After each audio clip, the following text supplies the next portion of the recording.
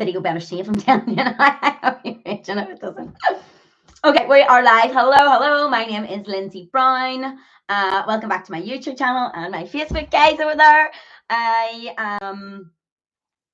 want to take some time today to explain why it's been probably about a year now that I have started talking about what is happening to our country. And really, I wanted to go through one of the main things that I see being said, okay? And that is, why is everybody starting to talk about the safety of women and children now? And why did I not talk about it before now? Okay, so I wanted to explain that, right? So first off, and one of the big ones that you'll get, I wonder is that, I hope that YouTube is thinking, do you know what? Let me set this up just in case. Because you just never know. These things save on you or don't save on you or whatnot. There we go. Okay, so hello, Mags. Hello. So why have I started talking about what's happening to the country? And I never talked about women's safety and stuff before. Okay. Do you know what? I am happy to be open and honest. I'm happy to listen to valid questions and answer them. Okay, so first off, and I think a reason for a lot of people why they've only started speaking about safety of women and children now is to do with the fact that a lot of these men that are coming across, okay, do we want to call it, we'll call it newcomers, right? We'll call it newcomers, not a term that I am a fan of, because they're not newcomers, they're breaking into our country. But you know what? We gotta be careful with our words nowadays, right? I don't want Keir Starmer's police at my door, right? Yes, already had them here. But anyway, we'll talk about it. So a lot of the main reasons that you'll see is because one, a lot of these men, we don't know what sort of crimes they've committed in their own countries. In fact, a lot of them will be running away from their own countries because they've committed a crime, not because they're in any danger, not because they're not getting to a safe country first. It's because they're running away from crime, and they know that the UK and Ireland will provide a safe space for them, provide all the luxury that they need in hotels, money, all the rest of it. Okay. If they do commit a crime here, we all know that there's two-tier justice. Okay, we know that. We've seen that. I'm not going to go over it here today. You can go and look yourself. It is there, and that's just all there is to it, right? It's there. I could come up with a load of cases, and maybe I'll make a video someday about that. So we know they're running away from crimes, some of them. We know that there's a two-tier justice here. And when they get here and they commit crimes, sometimes they're not being found because nobody knows who they are, because they're throwing their passports away. So there's a few of the reasons why a lot of people have started talking about this stuff now, but didn't talk about the women and the safety of women and children beforehand. Now, I get people's point when they say that. Look, I really, really do. I really do. Why didn't I talk about it before? Why didn't I? Do you know? And I'm going to explain a bit about my story, and hopefully you can get a bit of understanding of why I didn't talk about it before. So I didn't because I wasn't in a position to talk about it. Okay, I wasn't in a position to talk about it. I have went through it myself.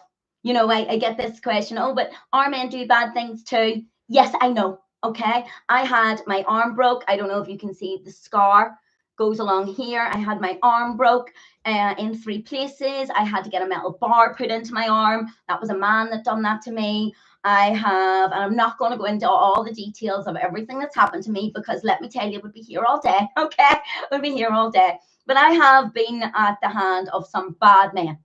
I have lots of other things, places wrecked, attacked. You can get the gist. Okay, you don't need to hear my sob story, because I want to be powerful now, not go back too much into the sad and hard stuff that happened to me. So while all that was happening, I was part of it, right? I didn't see it. So whenever you're in these situations yourself, you don't really see it yourself. It comes to the point where it sort of feels like it's normal life. And I know that might sound a little bit strange to a lot of people, but it's the truth. it comes to the point where that's normal life for you, a day-to-day basis. And I know there's so many other women out there that are going to be sitting behind their phones right now, and they're going to be nodding, going, yeah, Lindsay, it was just ended up part of our daily lives. And what happens is you think that's normal, and you go from one relationship to the next relationship, and maybe it gets a little bit better, or maybe you get sucked in, or whatever, right? So I had been through all that, and I'm very much a person that believes that I can't help anybody else while I'm still dealing with it. Same as being an addict, okay? I couldn't be an addict and try and help other people. I need to have been recovered to then try and help other people. Same way as, you know, I wouldn't ask somebody who's 20 stone to help me lose weight. Okay, I'm gonna go to somebody that I know's done it. So I was in no position. I was going through a lot of mental health stuff. I was an addict for 20 plus years because I was dealing with all this stuff that was happening to me, right? I was trying to numb it all out because it's hard going. So then what happened is I got away from all that. I got myself in a more stable position. I was using pharmaceutical drugs to come off the drugs that I was using. I then was still using other drugs at the same time. Okay, so I wasn't in a healthy position to be out there helping anybody. And I then eventually at COVID time, I stepped into the mindset world and I got myself a mentor. And I started learning about mindset and self-belief and my self-image and forgiveness, and knowing that I needed to forgive myself for putting myself in these situations, that I had to forgive others, I had to move on, I had to start doing the work so that I could really, really start to believe in myself, to know that I was worth more, right? I was worth more than to be treated like this. Unfortunately, I let myself be treated like that for a long, long time, but I'd moved away from it all and I got over it. Started studying the mindset, and it really changed my life. Absolutely changed my life. And things were really, really good. I was building my business. I was on the track and field doing really, really well. Life was really, really good. And so when a lot of people say to me, oh, well, you know, why are you only starting to try and speak about women's safety now? Well, in my own way, just after COVID, I was helping women, and I still do to this day. I help other women believe in themselves and to know that they deserve better. So even though I wasn't maybe out at a demo doing a speech or whatever, in my personal life and in my business life on a daily basis, I was helping other women. And you know, there's women that still contact me, and I still have women around me that I help to believe in themselves and know that they deserve the best in life. Okay, so through understanding all that mindset stuff and understanding that actually I was caught up in a little bit of an ideology myself, okay, which a lot of us are.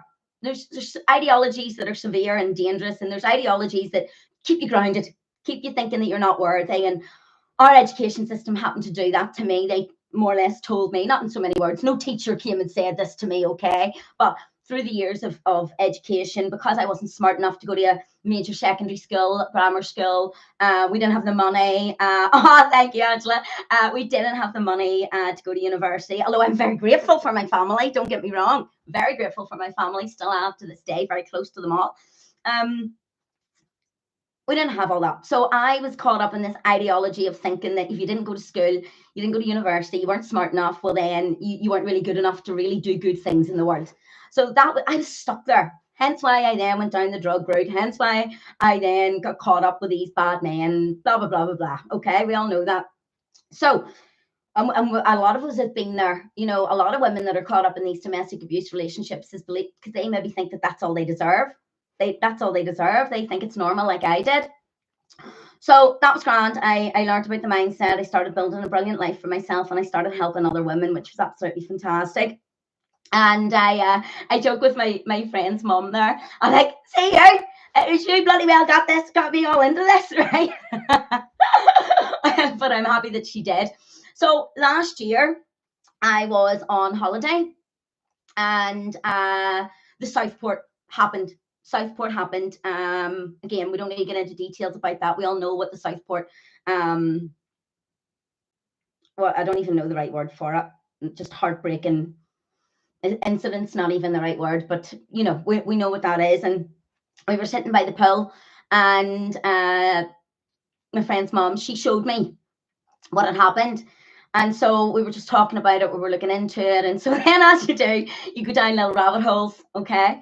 So I started learning about what has been happening in the country, because I was just dealing with all helping the women in my circle, helping being high energy, positivity, knew I'd changed my life and knew that if I'd done it, I could show other women to do it, as in my own little bubble of lovely positivity, great stuff, And so I started learning about what's going on. And that then led me down to a route to delve into ideologies more. So I'd understood, and I came through the sort of lower risk ideology, could I call it? So I started delving in to see the other ideologies around the world and around our country and all this kind of stuff. And I educated myself more and more and more on this, till it got to a point where I couldn't see it anymore and watch anymore what was happening to our country without actually really wanting to speak about the ideology that's coming into this country and what's happening to our people, and looking at things like, well, if they're having all these men stay in these hotels doing nothing all day, well, how that's going to affect them also. I done a bit of research, and I seen that people that are bored sitting around doing nothing all day, they're more likely to get into crime, they're more likely to get into drugs. And if we think about that, they're more likely to get into drugs. If we think about that, that's exactly what happened to me, right? I was told in the education, get a 9 to 5, get your own wee flat, and you've made it in the world, because that's all you're capable of, because more or less you're stupid, right? So I'd done that. I had my own wee flat. I had a 9 to 5 job. I was a legal secretary, and I'd done that. But I was bored. I was bored because I wasn't achieving anything, right? I didn't have a purpose. I didn't have any drive, because it was sort of really embedded in me that I wasn't capable of doing anything else. I wasn't worthy. So I seen that in myself. And so when I start to see what's happening to the country, and I start to see that there's actually other people out there, or these men that they're bringing over, well, of course, things like that are going to happen. Of course, they're going to happen. So that is why I really decided that this was something that I really needed to start to speak about. And, the lovely Orla, who a lot of you guys will know, the lovely girl with the long red hair, beautiful, beautiful lady. I always have to give her credit, because she gave me the strength.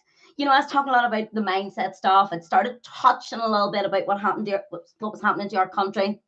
And she decided to put on an event and asked me to speak at it. And I'll always be grateful to her for that. And we put on the first Time to Rise event then in Belfast. And we got an amazing, amazing, amazing support. And that's when all the hate came. That's when all the hate came, and I lost my business. I lost my social media. Some of those accounts meant I lost a lot of my income, and I ended up struggling that way, and it was tough. I had a police investigation into me, and it was probably the hardest 6 months of my life. But the more that happened, the more I realized that whenever people are trying to shut you down, something's wrong. Something is wrong when people are starting to shut you down, okay? So the main reason why I wanted to talk about this, thank you so much, thank you guys, is to go, do you know what? Yeah, maybe I should have started speaking about it before. Maybe I should have. I'm a human being. I'm learning. I didn't maybe have the confidence back then. Like I say, I'm so grateful to Orla. Didn't have the confidence back then because I knew you were going to receive hate. I didn't realize that I was going to have a police investigation and all the rest of it, right? Lose my business and stuff. But, I knew there was going to be some repercussions of it. But we're getting through all that now. We're grand. But maybe I should have done more. And maybe all of us should have done more, but this is the thing, guys. We have to become accountable for what's happening here. I had to become accountable for being an addict. I couldn't continue to go, well, I'm an addict because this man done this to me, or I'm an addict because this man done this to me, or I'm an addict because of X, Y, and Z, or whatever it may be. I had to become, if I really wanted to fix me, I had to become accountable and do the work that it takes to make me a better person. And I'm still in that journey. And I have promised since I started social media that I will continue that journey to make myself better and better and better. So maybe I should have. But what I try to say now, whenever people say to me, or not try to say, but I say, when people say, why did you not talk about it before? Why are you talking about it now? Our men do it too. They do. I'm sorry that I didn't talk about it before. I wasn't in a position. I was caught up in it all myself. I was trying to fix me. And now I'm fixed. I can talk about it. And our men do need sorted. Our men that are doing bad things 100% need sorted. You don't know how painful it was to have a metal bar in your arm, let me tell you. My arm was broken 3 places. It was extremely painful. But I'll tell you what I done, and what a lot of other women will do, is I was up in the hospital and I come out of my operation, and that man who broke my arm, I forgive him the very next day and took him back. That shows you where my self-worth was. I allowed him straight back into my life, even though he had just broken my arm. And unfortunately, that's what a lot of other women out there will be doing. Hence why I do my mindset stuff to help them. And I truly believe that we need to do more for our women, children, and vulnerable. But the problem I think happens is that we are too busy trying to fix the problem after it's happened. My mindset program and talking and helping women was trying to give them the belief in themselves, the confidence in themselves, the worthiness in themselves before they get themselves into these situations, so that they can know their worth more. They can see these red flags before something really bad happens. So I truly believe that our money, our energy, our time, our resources in this country needs to be going to help our women know that they don't deserve to be treated like this. But unfortunately, while the money, and we're talking millions of billions in the UK and Ireland, are being spent to let newcomers into this country, well, that's letting our women and children and men, there's domestic abuse in men, that's letting them down. I want those resources to go to them first. Because like I said, like me, as an addict, I couldn't be injecting heroin and then going and saying, helping another addict. They're going to look at me as if to say, you're a numpty, what are you talking about? You just done it yourself, you had the ball, right? And it's the same as our country. Our country is weak because we're not helping the people that we should be helping and making them stronger, making them know they are worthy. And so then these people that are coming across are taking advantage of that situation. I'm quite happy to help anybody, but you need to be strong yourself before you're capable of doing it. We need to fix the core issues instead of continuing to put a plaster on them. And it's the same with these newcomers. Whenever they come and they hurt one of the kids, boys, with whoever, it's, oh, put a plaster on it and we'll maybe arrest that one person, when we know half the time doesn't happen, right? Well, that's not good enough. I want to prevent these things from happening in the first place. And we do that by stopping these newcomers coming in. Obviously, immigration is great. I'm not saying people shouldn't be immigrating around the world legally. Go ahead, do it all you want, But for now, we need to get a handle on ourselves. So when I looked at these ideologies, there is some really dangerous ideologies around the world. There's some really dangerous cultures around the world that we're letting in.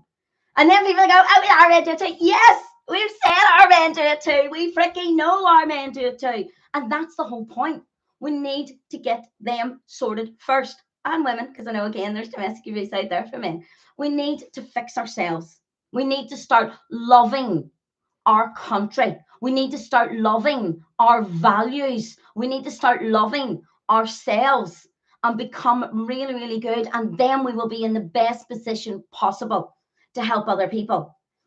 But all our government are doing for now is just weakening us and putting us in more and more and more danger. And through my years now of 5-6 years now of studying how the mind works, the conscious, the subconscious mind, about looking at these processes and patterns that I was letting happen in my life, I was able to better myself and understand that I am worthy. And that's all I want to do for our country.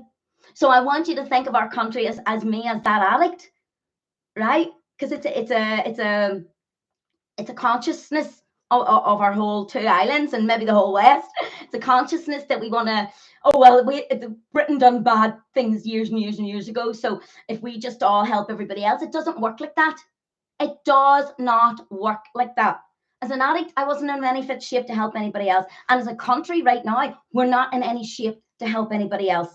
And while we continue to tell our people that they are second-class citizens in a country that they have lived in and generations have lived in, then that's putting them down more and more, and that's making them feel less and less worthy. And what happens? What happens is what we see happening. And meanwhile, we're doing that, we're putting more danger. So you tell me that our men, right, say for number's sake, 10 out of 100 of our men are abusers. Okay, let's fix it. Let's fix it. Not add, bringing other men in where we all know that 20 more times. Men from Afghan are 20 more times likely to commit assaults or crime. So what makes us think by adding these more people in, if we've got 10 out of 100 in our own men, just for talk's sake, and we bring in 100 and they're 20 more times, then we're putting our people at more risk. And not only that, these ideologies, and it's so difficult to talk about certain ones online because you get in trouble, but these ideologies that are coming in are not good. They do not align with our core values. So I believe what we need to do is really start looking at what our core values are. Really all get ourselves off the sofa. Because I spent a lot of time social media on the sofa, and really putting some action into ourselves to make ourselves great, to take accountability. We need to take accountability because we've stopped sleeping, sitting watching Netflix. This is what I was doing, so I'm not just accusing everybody. This is me sitting watching Netflix, ordering Chinese takeaways. That's my favorite takeaway. Oh, my wee local one does a great chicken satay. Love it. I was getting stoned, sitting on the sofa, doing nothing, sleeping, while our country was being invaded, I guess, is an okay word to use. So we need to take accountability that we have slept while this is happening. We need to get up. We need to better ourselves. We need to become stronger ourselves so that we can save this wee country. And I truly, truly believe with all my heart that we can do it. Then once we've done that, because there's still a lot of trauma, especially in Northern Ireland, still a lot of trauma that needs dealt with there. So what do we think bringing another ideology in is going to fix? Right? We're still dealing with our own stuff. So that is why I decided that I wanted to start talking about this stuff. I truly believe from the mindset angle of things, from looking at my personal situation and looking at the country as a global consciousness, we need to rise. We need to become better. We need to take accountability, and we need to make our country the best little island, 2 islands, whatever you want to call it, that we can possibly be. And we need to show our future generations that they are worthy, that they are first in their own country. So guys, like I said, I will answer any questions. And saying, oh, thanks. See what we're playing into. Yeah, we are indeed. We're playing right into the government's hands by hating each other. We all need to come together. We need to rise. And thanks, Mags. And Claire, yes, women can lead us. Claire said down here, it will continue to be invaded, but I believe women can lead us. Totally they can. Totally they can. So we got to do the work. I know it's all great posting on social media and seeing what's happening on social media and all the rest of it, but we really start needing to do the work better on ourselves, becoming the best version, educating ourselves. I know I was watching CJ Audits is on there, and I am watching his videos. Actually, I probably need to give him a shout because he can help me with something. These guys know the law. They know the law. They know how to deal with the PSNI. They know how to deal with these guys, and we need to educate ourselves on things like that. And we've got so many people. We've got me on the mindset stuff. We've got CJ Audits over there, and I know a few of his other lads are good at the police stuff. I'm speaking to other lads that are good at self-defense and common law. I'm speaking to people that know about different medicines that you could be taking that grow on the planet, that you don't need to be going down the pharmaceutical route. So loads of good stuff, guys, that I'm working on in the background to empower every single one of us. And we're going to put a program together It's going to be an 8-week program starting around September time. It's going to be a free program for everybody. We're going to have an expert come along every single week and teach you the stuff that you need to start doing to make you stronger so that we can fight this together and fight in a nice, good way, right? You have to say that, although like people should understand that, but to really, really all rise together. So I'm very excited about it. I'm very excited to teach you all more on ideologies and how the mind actually operates. And I believe in us. I believe in us, and we can do this. Thank you all so much. I'll catch you all soon.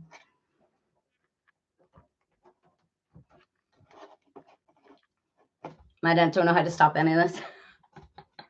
Right, that's Facebook done. I don't know how to do the YouTube.